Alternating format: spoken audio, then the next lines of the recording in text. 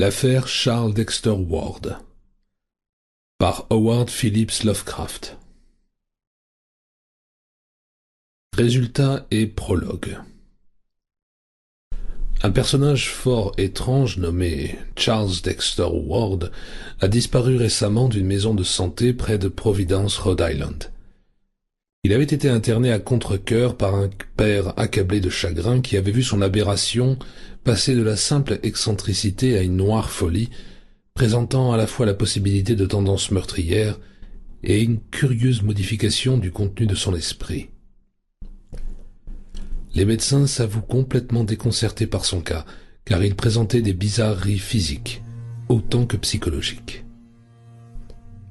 En premier lieu, le malade paraissait beaucoup plus vieux qu'il ne l'était. À vrai dire, les troubles mentaux vieillissent très vite ceux qui en sont victimes. Mais le visage de ce jeune homme de 26 ans avait pris une expression subtile que seuls possèdent les gens très âgés. En second lieu, ses fonctions organiques montraient un curieux désordre. Il n'y avait aucune symétrie entre sa respiration et les battements de son cœur. Sa voix était devenue un murmure à peine perceptible. Il lui fallait un temps incroyablement long pour digérer. Ses réactions nervales, aux stimulants habituels, n'avaient aucun rapport avec toutes celles pathologiques ou normales que la médecine pouvait connaître. La peau était sèche et froide. Sa structure cellulaire semblait exagérément grossière et lâche. Une grosse tache de naissance en forme d'olive avait disparu de sa hanche gauche, tandis qu'apparaissait sur sa poitrine un signe noir très étrange qui n'existait pas auparavant. Tous les médecins s'accordent à dire que le métabolisme du sujet avait été retardé d'une façon extraordinaire. Sur le plan psychologique également, Charles Dexter Ward était unique. Sa folie n'avait rien de commun avec aucune espèce de démence consignée dans les traités les plus récents et les plus complets. Elle semblait être une force mentale qui aurait fait de lui un génie ou un chef si elle n'eût été bizarrement déformée.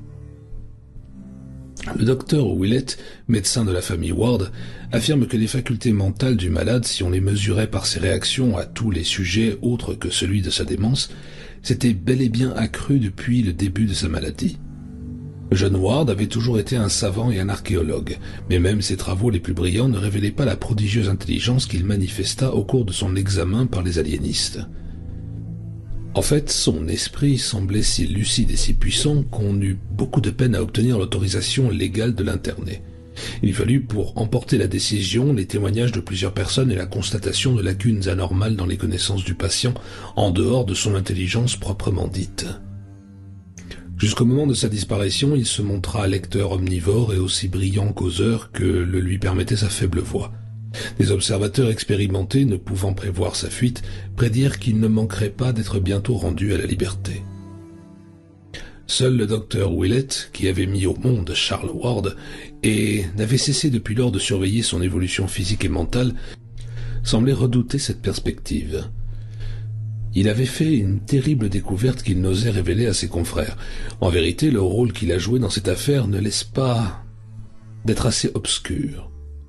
Il a été le dernier à parler au malade, 3 heures avant sa fuite, et plusieurs témoins se rappellent le mélange d'horreur et de soulagement qu'exprimait son visage à l'issue de cet entretien.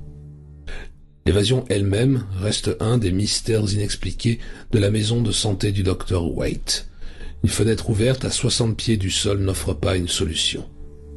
Willett n'a aucun éclaircissement à donner, bien qu'il semble, chose étrange, avoir l'esprit beaucoup plus libre depuis la disparition de Ward. En vérité, on a l'impression qu'il aimerait en dire davantage s'il était sûr qu'un grand nombre de gens attacheraient foi à ses paroles. Il avait trouvé le malade dans sa chambre, mais peu de temps après son départ, les infirmiers avaient frappé en vain à la porte. Quand ils l'eurent ouverte, ils virent, en tout et pour tout, la fenêtre ouverte par laquelle une froide brise d'avril faisait voler dans la pièce un nuage de poussière d'un gris bleuâtre qui faillit les étouffer. Les chiens avaient aboyé quelque temps auparavant, alors que Willett se trouvait encore dans la pièce. Par la suite, les animaux n'avaient manifesté aucune agitation. On avertit aussitôt le père de Ward par téléphone, mais il montra plus de tristesse que de surprise. Lorsque le docteur Waite se présenta en personne à son domicile, le docteur Willett se trouvait déjà sur les lieux, et les 2 hommes affirmèrent n'avoir eu connaissance d'un projet d'évasion. Seuls quelques amis intimes de Willett et de M. Ward ont pu fournir certains indices, et ils paraissent beaucoup trop fantastiques pour qu'on puisse y croire. Un seul fait reste incertain jusqu'à aujourd'hui, on n'a jamais trouvé la moindre trace du fou échappé. Dès son enfance, Charles Dexter Ward manifesta une véritable passion pour l'archéologie. Ce goût lui était venu sans aucun doute de la ville vénérable où il résidait et des reliques du passé qui abondaient dans la vieille demeure de ses parents à Prospect Street, au faîte de la colline. À mesure qu'il avançait en âge, il se consacra de plus en plus aux choses d'autrefois. L'histoire, la généalogie, l'étude de l'architecture et du mobilier coloniaux finirent par constituer son unique sphère d'intérêt. Il est important de se rappeler ses goûts pour tâcher de comprendre sa folie, car s'il n'en constitue pas le noyau, il joue un rôle de premier plan dans son aspect superficiel.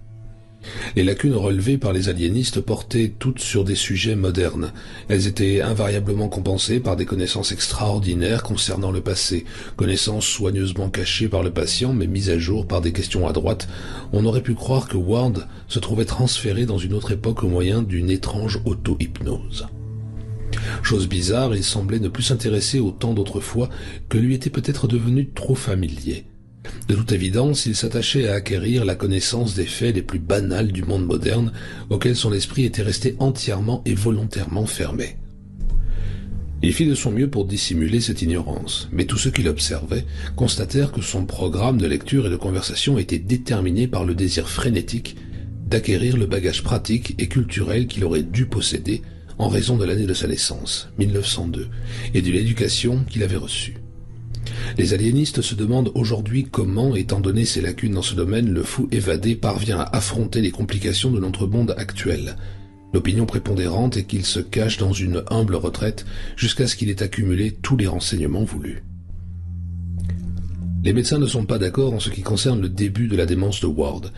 L'éminent docteur Lehman de Boston le situe en 1919-1920, au cours de sa dernière année à Moses Brown School, pendant laquelle il cessa brusquement de s'intéresser au passé pour se tourner vers les sciences occultes, et refusa de passer l'examen d'admission à l'université sous prétexte qu'il avait à faire des études individuelles beaucoup plus importantes.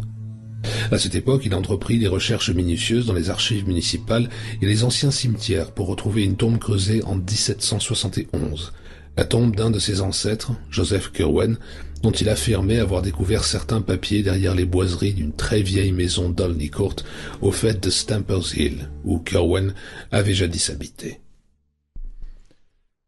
Il est donc indéniable qu'un grand changement se produisit dans le comportement de Ward au cours de l'hiver de 1919-1920, mais le docteur Willett prétend que sa folie n'avait pas commencé à cette époque. Le praticien basait cette opinion sur sa connaissance intime du patient et sur certaines découvertes effroyables qu'il fit quelques années plus tard. Ces découvertes l'ont durement marqué. Sa voix se brise quand il en parle, sa main tremble quand il essaie de les coucher par écrit. Willett reconnaît que le changement de 1919-1920 semble indiquer le début d'une décadence progressive qui atteignit son point culminant avec l'horrible crise de 1928. Mais il estime, d'après ses observations personnelles, qu'il convient d'établir une distinction plus subtile. Sans doute le jeune homme avait toujours été d'humeur instable, néanmoins, sa première métamorphose ne représentait pas un accès de folie. Elle était due simplement à ce que Ward avait fait une découverte susceptible d'impressionner profondément l'esprit humain. La démence véritable vint quelques années plus tard, quand Ward eut trouvé le portrait et les papiers de Joseph Curwen. Quand il eut effectué un voyage en pays lointain et psalmodié des invocations effroyables dans d'étranges circonstances.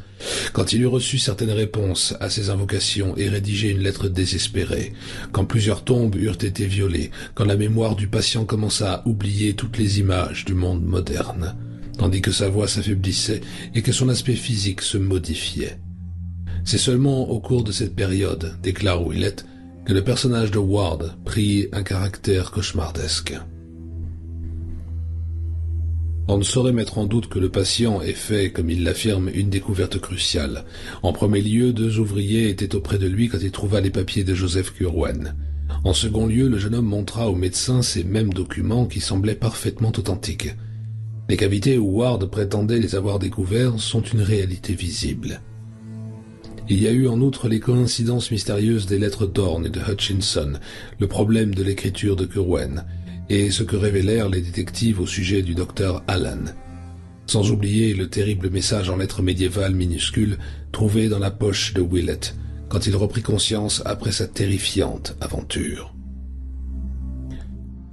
Enfin et surtout, il y a les 2 épouvantables résultats obtenus par le docteur. Grâce à certaines formules, résultats qui prouvent bien l'authenticité des papiers et leurs monstrueuses implications. Il faut considérer l'existence de Ward avant sa folie comme une chose appartenant à un passé lointain. À l'automne de 1918, très désireux de subir l'entraînement militaire qui faisait fureur à cette époque, il avait commencé sa première année à l'école Moses Brown, située tout près de sa maison. Le vieux bâtiment, construit en 1819, et le vaste parc qui l'entoure, avait toujours eu beaucoup de charme à ses yeux. Il passait tout son temps à travailler chez lui, à faire de longues promenades, à suivre des cours et à rechercher des documents généalogiques et archéologiques dans les différentes bibliothèques de la ville. On peut encore se le rappeler tel qu'il était en ce temps-là, mince, blond, un peu voûté, assez négligemment vêtu, donnant une impression générale de gaucherie et de timidité. Au cours de ces promenades, il s'attachait toujours à faire surgir des innombrables reliques de la vieille cité, une image vivante et cohérente des siècles passés. Sa demeure, vaste bâtisse de l'époque du roi George, se dressait au sommet de la colline abrupte à l'est de la rivière. Les fenêtres de derrière lui permettaient de voir la masse des clochers, des dômes et des toits de la ville basse, et les collines violettes de la campagne lointaine. C'est là qu'il était né. Partant du porche classique de la façade en briques à double baie, sa nourrice l'avait emmené dans sa voiture jusqu'à la petite ferme blanche vieille de 2 siècles que la ville avait depuis longtemps enserrée dans son étreinte, puis jusqu'au majestueux bâtiment de l'université, le long de la rue magnifique où les grandes maisons de briques et les petites maisons de bois aux porches ornés de colonnes doriques rêvent au milieu de leurs cours spacieuses et de leurs vastes jardins. Sa voiture avait également roulé dans Camden Street, un peu plus bas sur le flanc de la colline, où toutes les maisons du côté, où se trouvaient sur de hautes terrasses. Elles étaient en général beaucoup plus vieilles que celles du sommet, car la ville avait grandi de bas en haut. La nourrice avait coutume de s'asseoir sur un des bancs de Prospect Terrace pour bavarder avec les agents de police. Et l'un des premiers souvenirs de l'enfant était un océan confus de clochers, de dômes, de toits, de collines lointaines, qu'il aperçut depuis cette grande plateforme, par un après-midi d'hiver, baignée d'une lumière violette et se détachant sur un couchant apocalyptique de rouge, d'or, de mauve et de vert. Lorsque Charles eut grandi, il s'aventura de plus en plus bas sur les flancs de cette colline presque à pic, atteignant chaque fois des parties de la ville plus anciennes et plus curieuses. Il descendait prudemment la pente quasi verticale de Jenkins Street pour gagner le coin de Benefit Street. Là, il trouvait devant lui une vieille maison de bois à la porte ornée de pilastres ioniens, et à côté de lui la grande maison du juge Durfee, qui conservait encore quelques vestiges de sa splendeur défunte. Cet endroit se transformait peu à peu en taudis, mais les ormes gigantesques lui prêtaient la beauté de leur ombre. Et l'enfant se plaisait à errer en direction du sud, le long des demeures de l'époque pré-révolutionnaire, pourvues de grandes cheminées centrales et de portails classiques. Vers l'ouest, la colline s'abaissait en pente raide jusqu'au vieux quartier de Town Street, qui avait été bâti au bord de la rivière en 1636. Là se trouvaient d'innombrables ruelles aux maisons entassées les unes sur les autres, et malgré l'attrait qu'elles exerçaient sur le jeune Ward, il hésita longtemps avant de s'y hasarder, par crainte d'y découvrir des terreurs inconnues. Il préférait continuer à parcourir Benefit Street en passant devant l'auberge branlante de la Boule d'Or, où Washington avait logé. À Meeting Street, il regardait autour de lui. Vers l'est, il voyait l'escalier de pierre auquel la route devait recourir pour gravir la pente. Vers l'ouest, il apercevait la vieille école aux murs de briques qui fait face à l'antique auberge de la tête de Shakespeare, où l'on imprimait avant la Révolution la Gazette de Providence. Venait ensuite la première église baptiste de 1775, avec son merveilleux clocher construit par Gibbs.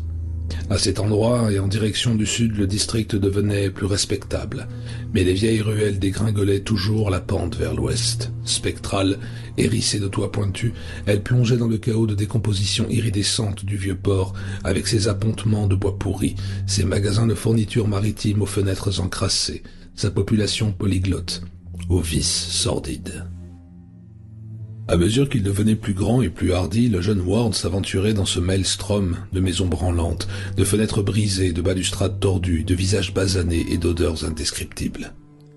Entre South Main Street et South Water Street, Il parcourait les bassins où venaient encore mouiller quelques vapeurs, puis repartant vers le nord, il gagnait la large place du Grand Pont où la maison des marchands, bâtie en 1773, se dresse toujours solidement sur des arches vénérables.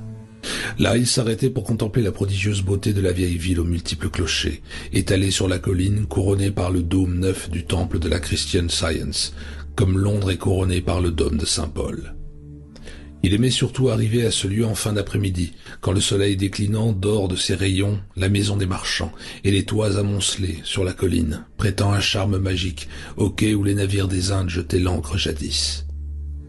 Après s'être absorbé dans sa contemplation jusqu'au vertige, il regagnait sa demeure au crépuscule, en remontant les rues étroites où des lueurs commençaient à briller aux fenêtres. Il lui arrivait aussi de chercher des contrastes marqués. Il consacrait parfois la moitié d'une promenade aux districts coloniaux du nord-ouest de sa maison, à l'endroit où la colline s'abaisse jusqu'à Stamper's Hill, avec son ghetto et son quartier noir. Groupés autour de la place d'où partait autrefois la diligence de Boston, et l'autre moitié au charmant quartier du sud qui renferme George Street, Benevolent Street, Power Street, William Street, où demeurent inchangées de belles demeures aux jardins verdoyants entourés de murs. Ces promenades, jointes à des études diligentes, expliquent la science archéologique qui finit par chasser le monde moderne dans l'esprit de Charles Dexter Ward. Elle nous montre aussi la nature du sol sur lequel tomba, au cours de ce fatal hiver 1919-1920, la graine qui devait donner un si terrible fruit. Le docteur Willett est certain que, jusqu'à cette date, il n'y avait aucun élément morbide dans les études et les recherches du jeune homme. Les cimetières présentaient à ses yeux un intérêt purement historique, et il était entièrement dépourvu de tout instinct violent. Puis, par degrés qui vont vite s'opérer, en lui une étrange métamorphose, après qu'il eut découvert parmi ses ancêtres maternels un certain Joseph Curwen, venu de Salem, qui avait fait preuve d'une longévité surprenante et était le héros d'étranges histoires. Le trisaïeul de Ward, Welcome Potter, avait épousé en 1785 une certaine Anne Tillinghast, fille de Madame Eliza, elle-même fille du capitaine James Tillinghast. Le nom du père ne figurait pas dans les papiers de la famille. À la fin de l'année 1918, en examinant un volume manuscrit des archives municipales, le jeune généalogiste découvrit une inscription mentionnant un changement légal de nom par lequel, en l'an 1772, Madame Eliza Curwen, épouse de Joseph Curwen, avait repris ainsi que sa fille Anne, âgée de 7 ans, le nom de son père, le capitaine Tillinghast. Étant donné que le nom de son mari était devenu une opprobre publique en raison de ce qu'on avait appris après sa mort et qui confirmait une ancienne rumeur, à laquelle une loyale épouse avait refusé d'ajouter foi jusqu'à ce qu'elle fût si formellement prouvée qu'on ne put conserver aucun doute. Cette inscription fut découverte à la suite de la séparation accidentelle de 2 feuillets soigneusement collés ensemble. Charles Dexter Ward comprit tout de suite qu'il venait de se trouver un aïeul jusqu'alors inconnu. Ceci le troubla d'autant plus qu'il avait déjà entendu de vagues rumeurs concernant ce personnage dont il semblait qu'on eût voulu effacer officiellement le souvenir. Jusqu'alors, Ward s'était contenté de bâtir des hypothèses plus ou moins fantaisistes au sujet du vieux Joseph Curwen. Mais dès qu'il eut découvert le lien de parenté qui les unissait, il entreprit de rechercher systématiquement tout ce qu'il pourrait trouver. Il réussit au-delà de ses plus grands espoirs. Des lettres, des mémoires et des journaux intimes, enfouis dans les greniers de Providence et d'autres villes, recelaient des passages révélateurs que leurs auteurs avaient jugé inutile de détruire. Mais les documents les plus importants, ceux qui, selon le docteur Willett, causèrent la perte de Ward, furent trouvés par le jeune homme en août 1919, derrière les boiseries d'une maison délabrée d'Olney Court. Antécédents et abominations. Joseph Curwen, s'il faut en croire les légendes, les rumeurs et les papiers découverts par Ward, était un homme énigmatique qui inspirait une horreur obscure. Il avait fui Salem pour se réfugier à Providence, ce havre de tous les êtres libres, originaux et dissidents. Au début de la grande persécution des sorcières, il craignait d'être accusé de pratiquer la magie, en raison de son existence solitaire et de ses expériences chimiques ou alchimiques. Devenu libre citoyen de Providence, il acheta un terrain à bâtir au bas d'Olney Street. Sa maison fut construite sur Stamper's Hill, à l'ouest de Town Street, à l'endroit qui devint par la suite Olney Court, en 1661. Il remplaça ce logis par un autre, beaucoup plus grand, encore debout, à l'heure actuelle. Ce qui parut d'abord le plus bizarre, c'est que Joseph Curwen ne sembla pas vieillir le moins du monde à partir du jour de son arrivée. Il se fit armateur, acheta des appontements près de la baie de Mile End et aida à reconstruire le Grand Pont en 1713. Mais il garda toujours le même aspect d'un homme de 30 à 35 ans. À mesure que les années passaient, cette qualité singulière attira l'attention générale. Curwen se contentait d'expliquer qu'il était issu d'une lignée d'ancêtres particulièrement robuste et que la simplicité de son existence lui permettait d'économiser ses forces. Les habitants de Providence ne comprenaient pas très bien comment on pouvait concilier la notion de simplicité avec les inexplicables allées et venues du marchand et les lumières qui brillaient à ses fenêtres en toute heure de la nuit. Cherchèrent d'autres causes à son étrange jeunesse et à sa longévité. La plupart d'entre eux estimèrent que cet état singulier provenait de ses perpétuelles manipulations de produits chimiques. On parlait beaucoup de curieuses substances qu'il faisait venir de Londres et des Indes sur ses bateaux ou qu'il allait chercher à Newport, Boston et New York. Lorsque le vieux docteur Jabez Bowen arriva de Rehoboth et rouvrit sa boutique d'apothicaire de l'autre côté du Grand Pont, à l'enseigne de la licorne et du mortier, Curwen lui acheta sans arrêt drogues, acides et métaux. S'imaginant qu'il possédait une merveilleuse science médicale, plusieurs malades allèrent lui demander secours. Il les encouragea dans leurs croyances sans se compromettre le moindre du monde en leur donnant des potions de couleurs bizarres, mais on observa que ces remèdes administrés aux autres restaient presque toujours sans effet. Finalement, lorsque, après 50 ans de séjour, Curwen ne semblait pas avoir vieilli de plus de 5 ans, les gens commencèrent à murmurer et à satisfaire le désir d'isolement qu'il avait toujours manifesté. Diverses lettres et journaux intimes de cette époque révèlent plusieurs autres raisons pour lesquelles on en vint à craindre et à éviter Joseph Curwen comme la peste. Aussi, il avait une passion bien connue pour les cimetières, où l'on voyait errer en toute heure, encore que personne ne l'eût jamais vu se livrer à un acte sacrilège. Sur la route de Pawtuxet, il possédait une ferme, où il y passait l'été, et à laquelle il se rendait fréquemment à cheval de jour ou de nuit. 2 domestiques prenaient soin de ce domaine. C'était un couple d'Indiens Narragansett. Le mari avait un visage couturé d'étranges cicatrices. La femme, d'aspect répugnant, devait avoir du sang noir dans les veines. L'appentis attenant à la ferme abritait le laboratoire de Curwen. Des porteurs qui livraient des flacons, des sacs ou des caisses par la petite porte de derrière parlaient entre eux des creusets, alambics et fourneaux qu'ils avaient vus dans la pièce aux murs garnis de rayonnage, et disaient à voix basse que le taciturne alchimiste ne tarderait pas à trouver la pierre philosophale. Les voisins les plus proches, les Fenner, qui habitaient à un quart de mille de distance, déclaraient qu'ils entendaient pendant la nuit des cris et des hurlements prolongés provenant de la ferme de Curwen. En outre, ils s'étonnaient du grand nombre d'animaux qui paissaient dans les prés. En effet, il n'y avait pas besoin de tant de bêtes pour fournir de la viande, du lait et de la laine à un vieillard solitaire et à ses 2 serviteurs. Chose non moins bizarre, le cheptel n'était jamais le même, car chaque semaine, on achetait de nouveaux troupeaux au fermier de Kingstown. Enfin, un grand bâtiment de pierre dont les fenêtres étaient réduites à d'étroites fentes avait une très mauvaise réputation. Les flâneurs de la place du Grand Pont avaient beaucoup à dire sur la maison d'Olney Court, non pas la belle demeure bâtie en 1761 lorsque Curwen devait avoir 100 ans, mais l'humble logis primitif à mansarde sans fenêtre, aux murs couverts de bardeaux dont il fit brûler la charpente après sa démolition. En vérité, elle offrait beaucoup moins de mystère que la ferme, mais on y voyait briller des lumières au cœur de la nuit. Il n'y avait comme serviteurs que 2 étrangers au visage basané. La gouvernante était une vieille Française d'un âge incroyable. On livrait à l'office des quantités de nourritures extraordinaires. On entendait des voix étranges tenir des conversations secrètes à des heures indues. Dans les cercles les plus élevés de la société de Providence, le comportement de Curwen faisait aussi l'objet de nombreuses discussions, car à mesure que le nouveau venu avait pénétré dans les milieux ecclésiastiques et commerciaux de la ville, il avait lié connaissance avec des personnages distingués. On savait qu'il appartenait à une très bonne famille. Les Curwen ou Carwen de Salem étaient bien connus dans la Nouvelle-Angleterre. On apprit qu'il avait beaucoup voyagé dans sa jeunesse, qu'il avait séjourné en Angleterre et s'était rendu en Orient à 2 reprises. Quand il daignait parler, il employait le langage d'un anglais cultivé. Mais pour une raison quelconque, il n'aimait pas la compagnie.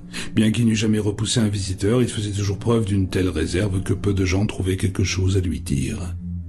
On discernait dans son comportement une sardonique arrogance, comme s'il en était venu à trouver stupides tous les humains, après avoir eu commerce avec des entités plus puissantes. Lorsque le docteur Checkley, un des beaux esprits de l'époque, vint de Boston en 1738 pour assumer les fonctions de recteur de King's Church, il ne manqua pas de rendre visite à un personnage dont il avait tant entendu parler. Mais il se retira au bout de très peu de temps, car il avait décelé dans les propos de son hôte quelque chose de sinistre. Charles Ward déclara un soir à son père qu'il aurait donné beaucoup pour savoir ce que le mystérieux vieillard avait pu dire à l'ecclésiastique. Malheureusement, tous les auteurs des journaux intimes de l'époque s'accordaient pour relater la répugnance du docteur Checkley à répéter ce qu'il avait entendu. L'excellent homme avait été violemment bouleversé, et il ne pouvait jamais songer à Joseph Curwen sans perdre sa gaieté bien connue. C'est pour une raison plus précise qu'un autre homme cultivé évita le redoutable ermite. En 1646, M. John Merritt, anglais d'âge mûr au goût scientifique et littéraire, arriva de Newport pour venir s'installer à Providence, où il se fit bâtir une belle maison de campagne dans ce qui est aujourd'hui le centre du quartier résidentiel. Il menait un grand train de vie. Il fut le premier à posséder un carrosse et des domestiques en livrée, et tirait fierté de sa lunette d'approche, son télescope, sa belle bibliothèque de livres anglais et latins. Ayant entendu dire que Curwen avait la plus riche bibliothèque de la ville, il ne tarda pas à lui rendre visite et reçut un accueil relativement cordial. Son admiration pour les rayonnages bien garnis de son hôte, qui, outre les classiques grecs, latins et anglais, contenait un remarquable arsenal d'œuvres philosophiques, mathématiques, scientifiques, avec des auteurs tels que Paracelse, Agricola, Van Helmont, Sylvius, Glauber, Boyle, Borave, Beecher et Stahl, lui valut d'être invité à visiter la ferme et le laboratoire, ce que Curwen n'avait jamais offert à personne. M. Merritt a toujours reconnu n'avoir rien vu de vraisemblablement horrible à la ferme de Pawtuxet Road, mais il a déclaré que les titres des volumes traitant de thaumaturgie, d'alchimie et de théologie avaient suffi à lui inspirer une véritable répulsion. Cette collection bizarre comprenait presque tous les kabbalistes, démonologistes et magiciens connus et constituait un véritable trésor de science en matière d'alchimie et d'astrologie.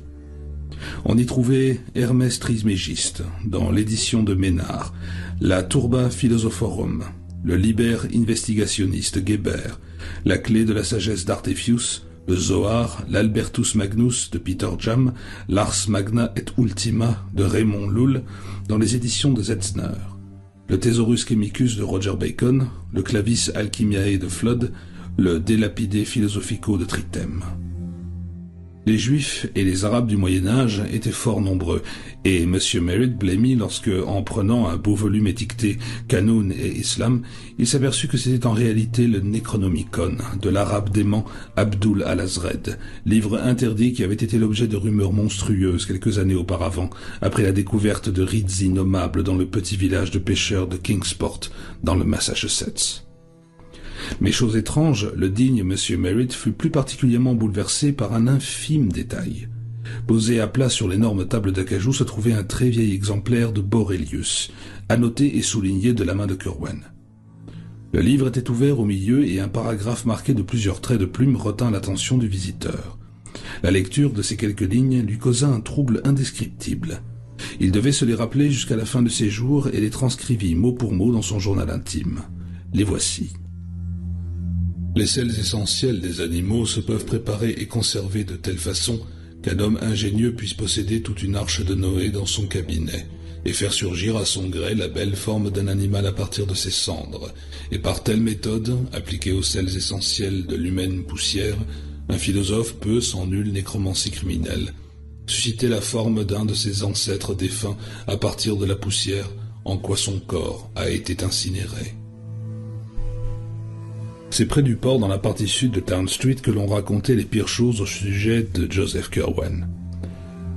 Les marins sont gens superstitieux. Les rudes matelots des négriers, des bateaux corsaires et des grands brigs des Brown, des Crawford et des Tillinghast faisaient le furtif signe de croix quand ils voyaient ce vieillard mince et voûté, aux cheveux blonds, à l'aspect si jeune dans son entrepôt de Dublin Street, où bavardait avec des capitaines et des subrécargues sur le quai le long duquel ses navires se balançaient.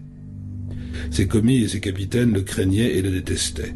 Ses équipages se composaient de métis de la Havane, de Martinique ou de Port-Royal. La cause essentielle de la peur inspirée par le vieillard était la fréquence avec laquelle il remplaçait ses matelots.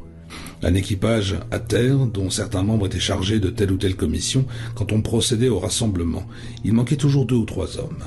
Or, presque tous les disparus avaient reçu l'ordre de se rendre à la ferme de Pawtuxet Road, et personne n'avait oublié cette particularité.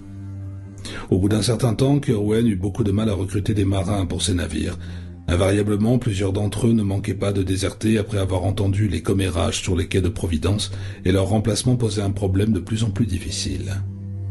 En 1760, Joseph Kerwen était devenu un véritable paria, soupçonné d'alliance avec les démons qui semblaient d'autant plus menaçantes qu'on ne pouvait ni les nommer ni les comprendre, ni prouver leur existence.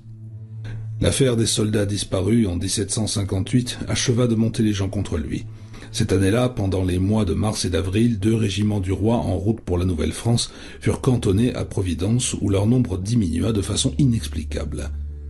On remarqua que Kerwen avait coutume de bavarder avec ces étrangers en tunique rouge, et lorsque plusieurs d'entre eux eurent disparu, les gens se rappelèrent ce qui se passait dans les équipages de l'armateur. Nul ne saurait dire ce qui se serait produit si les régiments étaient restés plus longtemps sur place. Cependant, les affaires du marchand prospéraient. Il avait le monopole du poivre noir, du salpêtre et de la cannelle, et c'était le plus gros importateur de cuivre, d'indigo, de coton, de laine, de sel, de fer, de papier et de marchandises anglaises en tout genre. Des boutiquiers tels que James Grun à l'enseigne de l'éléphant à Cheapside, les Russell à l'enseigne de l'Aigle d'Or de l'autre côté du Grand Pont, ou encore Clark et Nightingale à l'enseigne de la Poêle à frire près du Café Neuf, s'approvisionnaient presque uniquement chez lui. Enfin, des arrangements avec les distillateurs locaux, les laitiers et les éleveurs de chevaux indiens et les fabricants de chandelles de Newport faisaient de lui l'un des premiers exportateurs de la colonie. Bien qu'il fût frappé d'ostracisme, il ne manquait pas d'un certain esprit civique. Lorsque la maison du gouverneur eut été détruite par le feu, il participa généreusement à sa reconstruction en 1761. La même année, il aida à rebâtir le Grand Pont après la tempête d'octobre. Il remplaça plusieurs livres détruits dans l'incendie de la bibliothèque municipale. Enfin, le jour où certains fidèles se séparèrent de l'église du docteur Cotton pour fonder l'église du diacre Snow, Kerwen se joignit à eux. Son zèle religieux ne tarda pas à diminuer, mais quand il se vit condamné à un isolement qui menaçait de le mener à la ruine, il se remit à cultiver la piété. Le spectacle de cet homme étrange au visage blême, à peine âgé de 40 ans en apparence, et pourtant vieux de plus d'un siècle, essayant d'échapper à la vague de crainte et de haine dont il était l'objet, paraissait à la fois pathétique et méprisable. Telle est la puissance de la richesse et de certains gestes que l'aversion publique à son égard diminua un peu, surtout lorsque ces marins cessèrent brusquement de disparaître. En outre, on ne le vit plus jamais errer dans les cimetières, et on parla beaucoup moins des bruits sinistres qui se faisaient entendre dans sa ferme de Pawtuxet Road. Il continua à faire entrer dans sa maison des quantités considérables de nourriture et à remplacer ses troupeaux de bétail, mais avant le jour où ses livres de comptes furent examinés par Charles Dexter Ward, nul ne songea à établir une troublante comparaison entre le nombre de Noirs de Guinée qu'il importa jusqu'en 1766 et le petit nombre de ces mêmes Noirs pour lesquels il pouvait produire des actes de vente soit aux marchands d'esclaves du Grand Pont, soit aux planteurs du territoire des Narragansett. Naturellement, cet amendement tardif ne produisit pas beaucoup d'effet. On continua d'éviter Kerwen avec méfiance et il comprit que ses affaires ne tarderaient pas à être compromises. Ses études et ses expériences, quelle qu'en fût la nature, devaient nécessiter un revenu considérable. En outre, il ne lui eût servi à rien de changer de lieu de résidence, car cela lui aurait fait perdre tous les avantages de sa situation commerciale. La raison lui ordonnait d'améliorer ses rapports avec les habitants de la ville afin que sa présence ne fût plus le signal de la fin des conversations, de mauvaises excuses pour prendre congé et d'une atmosphère de malaise général. Ses commis lui causaient beaucoup de soucis, car c'étaient de pauvres airs que personne d'autre ne voulait employer. Quant à ses capitaines et à leurs seconds, ils ne le gardaient que dans la mesure où ils pouvaient exercer sur eux un certain ascendant, soit par une hypothèque, soit par un billet à ordre, soit par des renseignements précis sur leur vie privée. Dans plusieurs cas, s'il faut en croire les journaux intimes du temps, Kerwen fit preuve d'un véritable pouvoir magique pour découvrir des secrets de famille à des fins peu avouables. Au cours des 5 dernières années de son existence, il sembla que seules les conversations directes avec des gens morts depuis longtemps aient pu lui fournir des renseignements qu'il était prêt à débiter avec tant de volubilité. Vers cette époque, le rusé marchand trouva un expédient suprême pour reprendre son rang dans la communauté. Il résolut d'épouser une jeune fille dont la situation sociale rendrait impossible l'ostracisme qui le frappait. Peut-être aussi avait-il des raisons plus profondes de désirer se marier, des raisons tellement en dehors de notre sphère que seuls des papiers découverts 150 ans après sa mort ont permis d'en soupçonner l'existence. Mais on ne saura jamais rien de certain à ce sujet. Se rendant compte de l'horreur indignée qu'il susciterait en faisant sa cour selon les coutumes établies, il chercha une candidate sur les parents de laquelle il put exercer une pression suffisante. Tâche très difficile, car il voulait que sa future épouse possédât une grande beauté, une éducation parfaite et une position sociable inattaquable. Finalement, son choix se porta sur la fille d'un de ses meilleurs capitaines, nommée Duty Tillinghast, veuve d'excellente famille et de réputation sans tache qui par manque d'argent se trouvait complètement sous la domination de Corwen. Après une terrible entrevue avec son armateur, le marin donna son consentement à cette union monstrueuse. Eliza Tillinghast, âgée de 18 ans à cette époque, avait été aussi bien élevée que les maigres ressources de son père le permettaient. Non seulement elle avait fréquenté l'école de Steven Jackson, mais encore elle avait appris tous les arts de la vie domestique. Depuis la mort de sa mère emportée par la variole en 1757, elle tenait la maison avec l'aide d'une seule servante noire. Elle dut avoir une explication très pénible avec son père au sujet du mariage qu'il lui imposait, mais aucun document écrit n'en fait mention. Ce qu'il y a de sûr, c'est qu'elle rompit ses fiançailles avec le jeune Ezra Whedon, premier lieutenant de l'entreprise, et que son union avec Joseph Corwen fut célébrée le 7 mars 1767 à l'église baptiste, en présence des personnalités les plus distinguées de la ville. La Gazette mentionna la cérémonie en compte rendu très bref, qui semble avoir été coupé ou déchiré dans les numéros de ce journal encore existant. Ward en trouva un seul intact. Après de longues recherches dans les archives d'un collectionneur célèbre, il était rédigé dans les termes suivants. Lundi dernier, M. Joseph Corwen, marchand de cette ville, a épousé mademoiselle Eliza Tillinghast, fille du capitaine Duty Tillinghast, jeune personne qui, en même temps que la beauté, possède un réel mérite de nature à faire honneur à l'état de mariage et à perpétuer sa qualité. La série des lettres d'Urfy Arnold, découverte par Charles Ward dans la collection de Melville F. Peters de George Street, jette une vive lumière sur l'indignation suscitée par cette union mal assortie. Néanmoins, l'influence sociale des Tillinghast gardait tout son poids et de nouveau, Joseph Corwen reçut les visites de gens qu'il n'aurait jamais amenés dans d'autres circonstances à franchir le seuil de sa demeure. S'il ne fut pas reçu par tout le monde, il cessa d'être l'objet d'un ostracisme général. Le comportement de l'étrange marié à l'égard de son épouse surprit tout le monde. Il n'y eut plus aucune manifestation inquiétante dans la maison neuve d'Olney Court, et bien que Corwen se rendît très souvent à sa ferme, sa conduite devint presque normale. Une seule personne y manifesta une hostilité marquée, Ezra Whedon, le jeune officier de marine dont les fiançailles avec Eliza Tillinghast avaient été si brutalement rompues. Il avait juré publiquement de se venger et s'employait à espionner Corwen avec une opiniâtreté haineuse qui ne présageait rien de bon pour son heureux rival. Le 7 mai 1768 naquit Anne Corwen. Elle fut baptisée par le révérend John Graves de King's Church. Le mari et la femme étant respectivement congrégationalistes et baptistes, avaient adopté d'un commun accord l'église épiscopale pour leur fille. On ne trouve pas mention de cette naissance dans la plupart des documents ecclésiastiques et municipaux où elle devrait figurer, et Charles Ward eut beaucoup de mal à la découvrir. Il dut pour cela correspondre avec les héritiers du docteur Graves qui, fidèle sujet du roi, avait emporté avec lui un duplicatum des registres paroissiaux quand il abandonna son protectorat au moment de la Révolution. Ward puisa à cette source parce qu'il savait que sa trisaïeule Anne Tillinghast Potter avait appartenu à l'église épiscopale. Peu de temps après la naissance de sa fille, événement qu'il accueillit avec une ferveur contrastant avec sa froideur habituelle, Corwen décida de poser pour son portrait. Il le fit exécuter par un Écossais plein de talent nommé Cosmo Alexander, qui résidait à ce moment-là à Newport. On rapporte que l'image fut peinte sur un panneau de la bibliothèque de la maison d'Olney Court. À cette époque, le marchand donna des signes d'une distraction extraordinaire et passa le plus clair de son temps à la ferme de Pawtuxet Road. Il paraissait en proie à une agitation réprimée, comme s'il attendait un événement phénoménal ou s'il allait faire une étrange découverte dans le domaine de l'alchimie. Il ne cessa pas d'affecter de prendre un grand intérêt à la vie de la communauté et ne perdit pas une occasion d'élever le niveau culturel de la ville. En 1763, il avait permis à Daniel Jenkes d'ouvrir sa librairie, dont il fut par la suite le meilleur client. De même, il prêta une aide financière substantielle à la Gazette, qui paraissait tous les mercredis, à l'enseigne de la tête de Shakespeare. En politique, il se montra farouche partisan du gouverneur Hopkins contre le parti de Ward, particulièrement puissant à Newport, ville rivale de Providence. Mais Ezra Whedon, qui le surveillait de près, se moquait cyniquement de cette activité extérieure et jurait qu'elle dissimulait un commerce innommable avec les plus noirs abîmes du Tartare. Chaque fois qu'il était à terre, le jeune homme passait des nuits entières non loin des quais, tenant un canot prêt quand il voyait des lumières briller dans les entrepôts de Kerwen, et suivant la petite embarcation qui parfois s'éloignait furtivement dans la baie.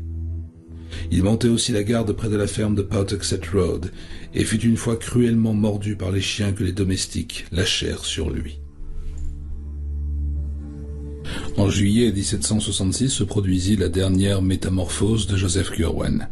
Elle fut très soudaine et très remarquée par les habitants de la ville. L'expression d'attente fit place à un air de triomphe exaltant.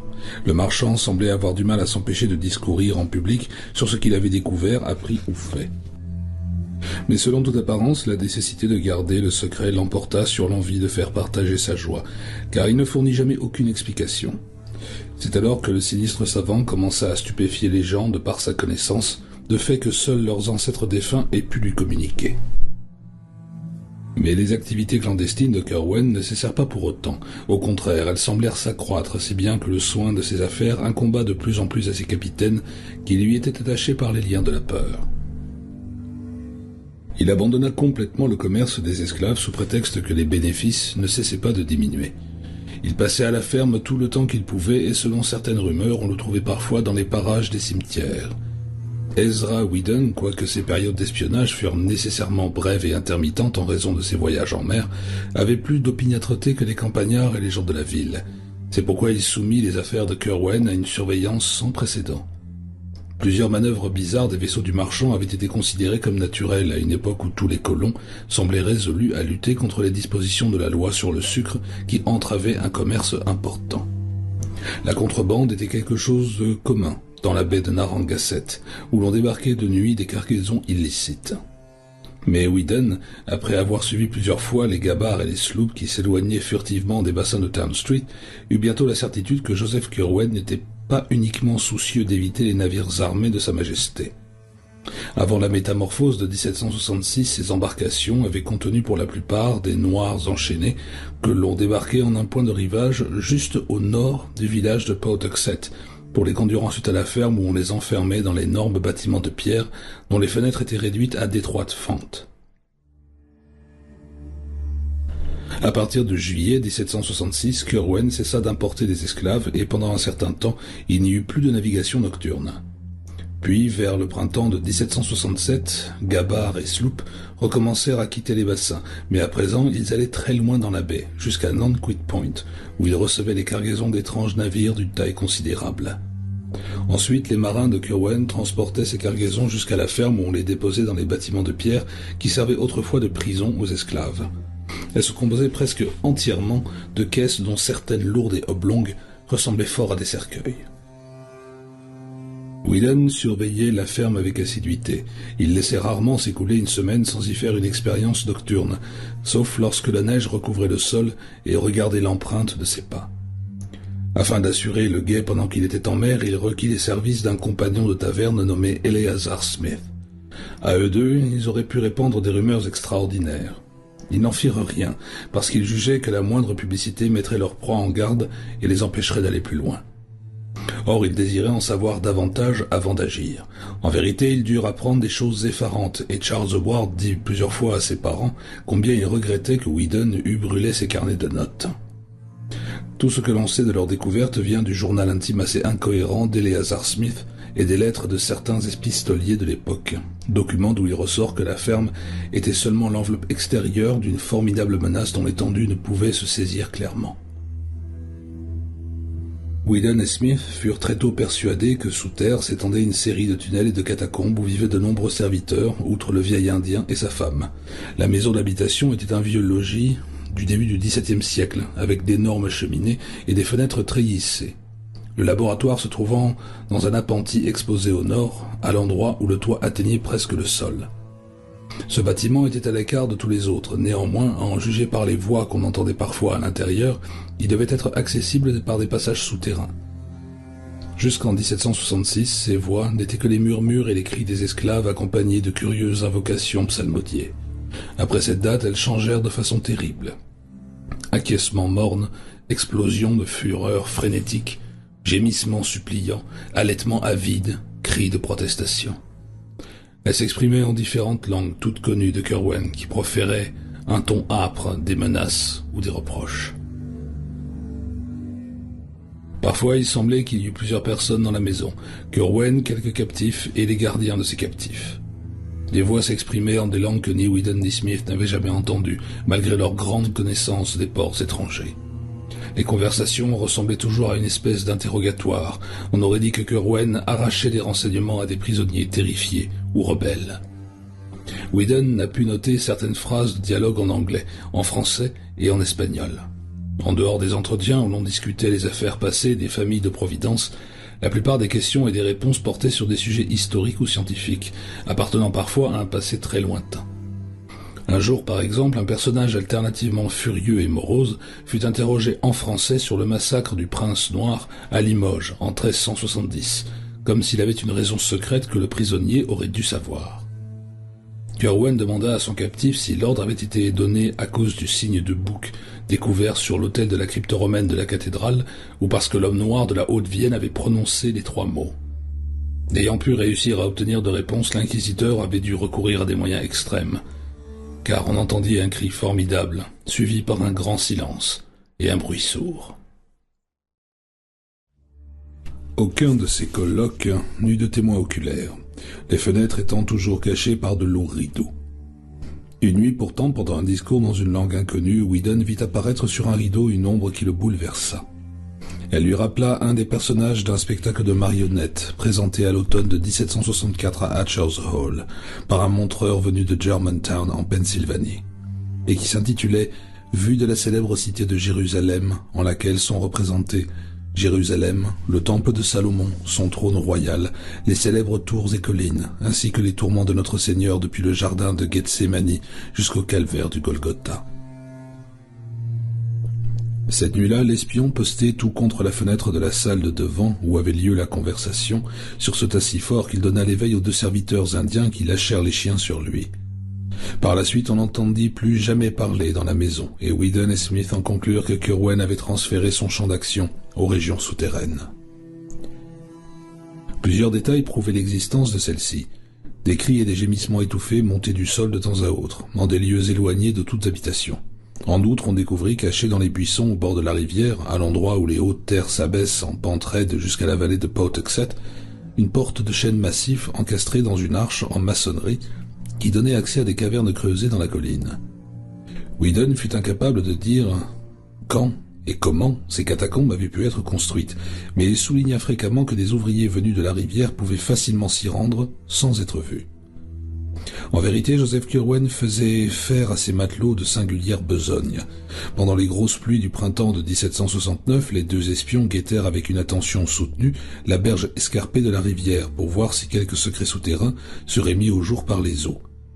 Ils furent récompensés de leur patience par le spectacle d'une profusion d'ossements humains et animaux à certains endroits de la rive où la pluie avait creusé de véritables ravins. Naturellement, ceci pouvait paraître normal à proximité d'une ferme d'élevage dans un coin de pays où abondaient les anciens cimetières indiens. Mais Weedon et Smith aboutirent à des conclusions différentes. En janvier 1770, alors que les 2 jeunes gens se demandaient encore ce qu'ils devaient penser ou faire, se produisit l'incident du Fortaleza. Exaspéré par l'incendie criminel du garde-côte Liberty de Newport au cours de l'été précédent, l'amiral Wallace, commandant la flotte de douane, avait fait renforcer la surveillance des navires étrangers. En l'occurrence, un jour à l'aube, la goélette Signet, sous les ordres du capitaine Harry Leach, captura, après une brève poursuite, l'atout Fortaleza de Barcelone, capitaine Manuel Arruda, parti du Caire à destination de Providence. Quand on fouilla le navire, on s'aperçut avec stupeur que sa cargaison se composait uniquement de momies égyptiennes adressées aux matelots ABC, qui devaient venir en prendre livraison dans une gabarre au large de Nankitt Point et dont le capitaine Arruda refusa de révéler l'identité. Le tribunal maritime de Newport se trouva fort embarrassé car, d'une part, la cargaison n'était pas une denrée de contrebande, mais d'autre part, le Fortaleza avait effectué une entrée illégale. On s'arrêta à un compromis. Le bateau fut relâché avec interdiction de mouiller dans les eaux de Rhode Island. Par la suite, on rapporta qu'on l'avait vu dans les parages du port de Boston, mais il n'y pénétra jamais directement. Cet incident bizarre ne manqua pas de susciter l'attention des habitants de Providence, dont plusieurs établirent un rapport entre les momies du Fortaleza et Joseph Curwen. Les études et les expériences du sinistre vieillard étaient connues de tout le monde, ainsi que son goût morbide pour les cimetières. Il semblait être le seul citoyen de la ville auquel cette lugubre cargaison put être destinée. Comme il se fut rendu compte de cette opinion, le vieux marchand prit soin de discourir en plusieurs occasions sur la valeur chimique des baumes trouvés dans les momies, pensant peut-être qu'il pourrait donner à cette affaire un aspect à peu près normal, tout en n'admettant pas y avoir participé. Quant à Weedon et Smith, naturellement, ils se lancèrent dans les théories les plus extravagantes sur Joseph Curwen et ses monstrueux travaux. Au printemps suivant, il y eut à nouveau de lourdes pluies, et les deux jeunes gens observèrent avec attention la berge de la rivière derrière la ferme. De grandes étendues de terre furent emportées par les eaux, des ossements furent mis à nu, mais les guetteurs ne virent aucune caverne souterraine. Toutefois, dans le village de Pawtuxet, à un mile en aval, là où la rivière se forme en chute par-dessus une terrasse rocheuse, se répandit une rumeur singulière. Les paisibles pêcheurs dont les barques étaient ancrées dans le petit port somnolent, non loin du pont rustique, affirmèrent avoir vu des corps flottants apparaître, l'espace d'une minute, au moment où ils franchissaient la cataracte. Certes, la Pawtuxet est une longue rivière qui serpente à travers plusieurs régions très peuplées, où abondent les cimetières, et les pluies avaient été torrentielles. Mais les pêcheurs furent désagréablement impressionnés par le regard fou d'un des corps au moment où il fut projeté au bas de la chute, par le faible cri poussé par un autre qui, d'après son état, aurait dû être parfaitement incapable de crier. En apprenant cette nouvelle, Smith, en l'absence de Weedon, se hâta d'aller examiner la berge derrière la ferme, où aurait dû se produire un éboulement considérable. Néanmoins, il ne vit pas la moindre trace d'un passage car l'avalanche en miniature avait formé une muraille de terre et d'arbustes déracinés. À l'automne de 1770, Weedon décida que le moment était venu de faire part à d'autres de ses découvertes. Il disposait d'un enchaînement de faits précis et d'un témoin oculaire prêt à garantir que la jalousie et le désir de vengeance n'avaient pas échauffé son imagination. Il prit pour premier confident le capitaine de l'entreprise, James Mathewson, qui d'une part le connaissait suffisamment pour ne pas mettre en doute sa véracité, et d'autre part avait assez d'influence dans la ville pour être écouté avec respect. L'entretien eut lieu dans une salle de la taverne de Sabine, près du port, en présence de Smith, et le capitaine Mathewson parut très impressionné par les déclarations de son premier lieutenant. Comme tous les autres habitants de Providence, il nourrissait de noirs soupçons à l'égard de Curwen. Il n'avait besoin que de quelques renseignements supplémentaires pour être entièrement convaincu. Il enjoignit aux deux jeunes gens d'observer un silence absolu, se réservant de consulter lui-même une dizaine de notables les plus cultivés de la ville. De toute façon, il faudrait garder le secret car l'affaire ne pouvait être réglée par la police ou la milice. Par-dessus tout, on devait tenir la foule dans l'ignorance pour éviter une répétition de la terrible panique de Salem qui avait fait partir Curwen pour Providence un siècle auparavant. Il comptait s'adresser aux personnalités suivantes. Le docteur Benjamin West, auteur d'un traité sur le transit de Vénus. Le révérend James Manning, doyen de l'université, l'ex-gouverneur Stephen Hopkins, membre honoraire de la Société philosophique de Newport, John Carter, éditeur de la Gazette, les quatre frères Brown, John, Joseph, Nicholas et Moses, magnat de la ville, Joseph étant un chimiste amateur très compétent, le vieux docteur Jabez Bowen, érudit considérable qui était fort bien renseigné sur les achats bizarres de Curwen, et le capitaine Abraham Whipple, corsaire d'une énergie et d'une hardiesse phénoménales. Ces hommes, s'ils prêtaient à Mathewson une oreille favorable, pourraient se réunir ensuite afin de décider s'ils devaient consulter, avant d'agir, le gouverneur de la colonie, Joseph Wenton, de Newport. Le capitaine Mathewson réussit au-delà de ses espérances. Si deux ou trois des notables firent quelques réserves sur le récit de Weedon, tous estimèrent nécessaire d'agir en commun et en secret. Curwen constituait une menace à l'égard de la prospérité de la ville et de la colonie. Il fallait à tout prix l'éliminer. À la fin de décembre 1770, il y eut une réunion générale chez Stephen Hopkins. Le capitaine Mathewson lut les notes de Weedon. Celui-ci et son ami Smith furent convoqués pour préciser certains détails. Avant la fin de la conférence, l'assemblée se sentit en proie à une terreur vague. Mais à cette crainte était mêlée une résolution farouche que le capitaine Whipple exprima par des jurons retentissants. On décida de ne rien dire au gouverneur, car il fallait avoir recours à des mesures extralégales.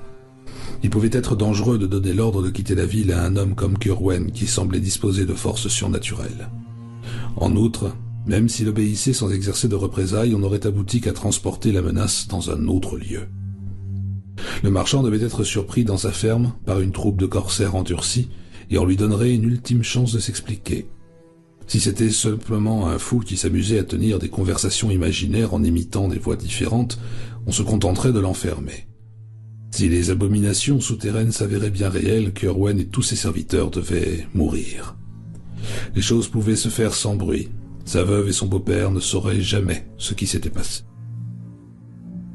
Pendant que les conjurés discutaient ces mesures, il se produisit dans la ville un incident si terrible, si inexplicable, qu'on en parla longtemps à plusieurs miles à la ronde.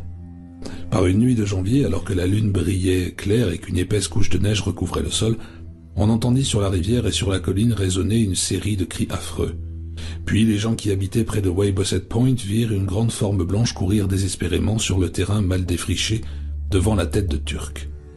Des abois de chiens retentissaient dans le lointain, mais ils se calmèrent dès que la rumeur de la ville éveillée se fit entendre. Des groupes d'hommes munis de lanternes et de mousquets se hâtèrent de gagner les lieux, mais ils ne purent rien y découvrir. Cependant, we need to access and I have a bed. Oh gosh. We need to unlock the bad shaper in the crafting menu. Is there a search? Bed. A bad shaper. We unlock. Nice. The tutorials for people who have never played any kind of survival game. I know. It feels like that. Place a bed and bind it to it. But okay. Okay. Is this a bed? What? No, it takes so much space. Wait, we need hide? Oh god. Yeah, no beds for us. Done. Done. Do you guys want to go and explore and fuck around? Look, I have a neighbor. Do you guys want to try making friends? Hello, neighbor. Oh. Well, that's...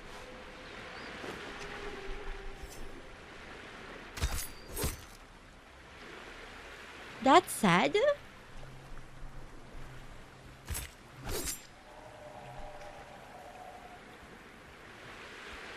Do you guys think that's his friend?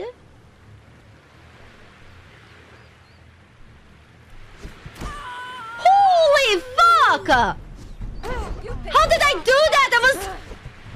I was looking at her boobs jiggle as she ran towards me. Jesus Christ. I'm dying! Help! A strong woman! Mom! Mom! Mom!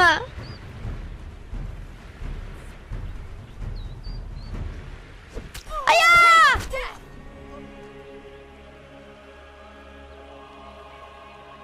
My first death was to a woman that...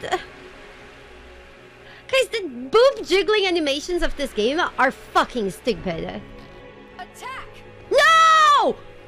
I'm being spawn camped by hot woman!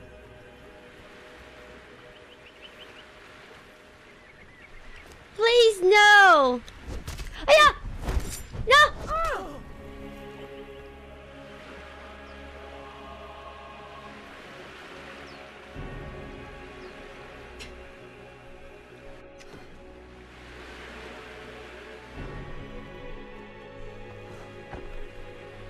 Oh god. No! Hot woman! Please wait! We can talk to... Can I talk to NPCs? Oh god. Run. Please! Tassa, wait! Can I drown her? Can NPCs drown in this game? Oh, she doesn't swim! No. Okay. Oh, fine. Only 7 PCs? Gosh. What a vicious world. Wait, can I harvest my own corpse and eat my own meat?